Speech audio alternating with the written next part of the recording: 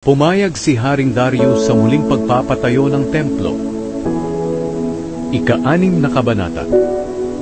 Kaya nag-utos si Haring Darius na saliksikin ang mga kasulatang nakatago sa lalagyan ng mga kayamanan doon sa Babilonia. Ngunit sa matatag na lungsod ng Ekbatana, na sakop ng lalawigan ng Media, nakita ang isang nakarolyong kasulatan na may nakasulat na, ang kasulatang ito ay nagpapaalala na sa unang taon ng paghahari ni Cyrus, nag-utos siya na muling ipatayo ang templo ng Diyos sa Jerusalem, kung saan iniaalay ang mga handog. Dapat matibay ang pundasyon nito, at dapat 70 talampakan ang taas, at 70 talampakan din ang luwang nito. Ang bawat 3 patong ng malalaking bato nito ay papatungan ng isang troso. Ang lahat ng gastos ay kukunin sa pondo ng kaharian. Ang mga kagamitang ginto at pilak sa templo ng Diyos na dinala ni Haring Nebukadnezar sa Babilonia ay dapat ibalik sa lalagyan nito sa templo ng Jerusalem. Kaya nagpadala si Haring Darius ng mensahe kay Tatenai, na gobernador ng lalawigan sa kanluran ng Euphrates, kay Shethar-bozenai at sa mga kapwa nila opisyal sa lalawigang iyon. Lumayo kayo riyan sa templo ng Diyos. Huwag na ninyong pakialaman ang pagpapatayo nito.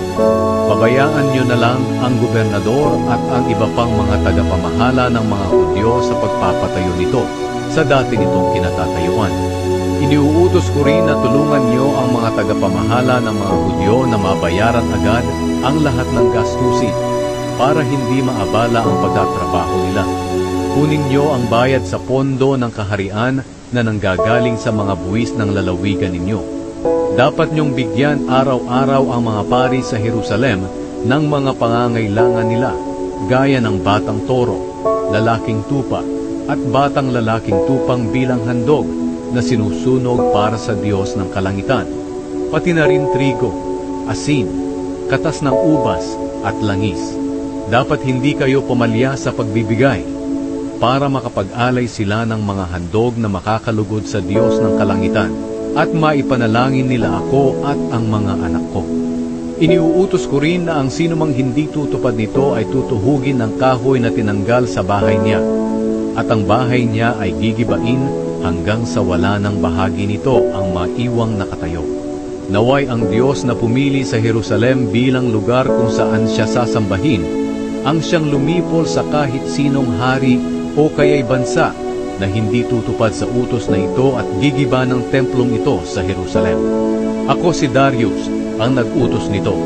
Dapat itong tuparin.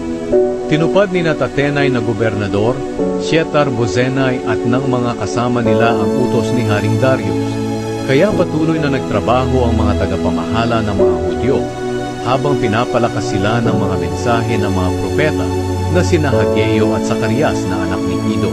Natapos nila ang templo ayon sa utos ng Diyos ng Israel na ipinatupad ni Cyrus, Darius at Artaxerxes na magkakasunod na mga hari ng Persya.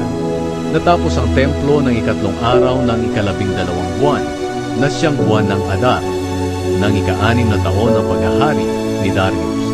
Masayang nagdiwang sa pagtatalaga ng templo ng Diyos ang mamamayan ng Israel, ang mga pari, mga Levita, at ang iba pang bumalik galing sa pagkabihan.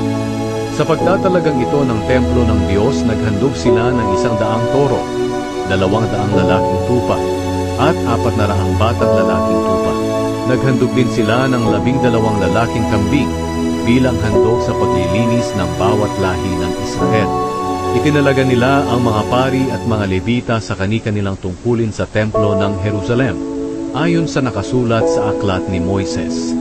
Nang 14 na araw ng unang buwan, ng sumunod na taon, ipinagdiwang ng mga bumalik galing sa pagkabihag ang pista ng paglampas ng anghel. Nilinis ng mga pari at mga Levita ang kanilang sarili para maging karapat-dapat sila sa pangunguna nila sa mga seremonya. Pagkatapos, kinatay ng mga Levita ang mga tupang handog sa pagdiriwang ng pista ng paglampas ng anghel. Ginawa nila ito para sa lahat ng bumalik galing sa pagkabihag, para sa mga paring kamag-anak nila, at para sa sarili nila. Ang mga handog na ito ay kinain ng mga Israelitang bumalik galing sa pagkabihag at ng ibang mga taong nakatira roon na tumalikod na sa mga ginagawa ng mga taong hindi kumikilala sa Diyos. Tumalikod sila sa mga bagay na ito para sambahin ang Panginoon, ang Diyos ng Israel. Sa loob ng 7 araw, ipinagdiwang nila ng may kagalakan ang pista ng tinapay na walang pampaalsa, sapagkat binigyan sila ng Panginoon ng kagalakan nang binago niya ang puso ng hari ng Assyria para tulungan sila sa paggawa ng templo ng Diyos, ang Diyos ng Israel.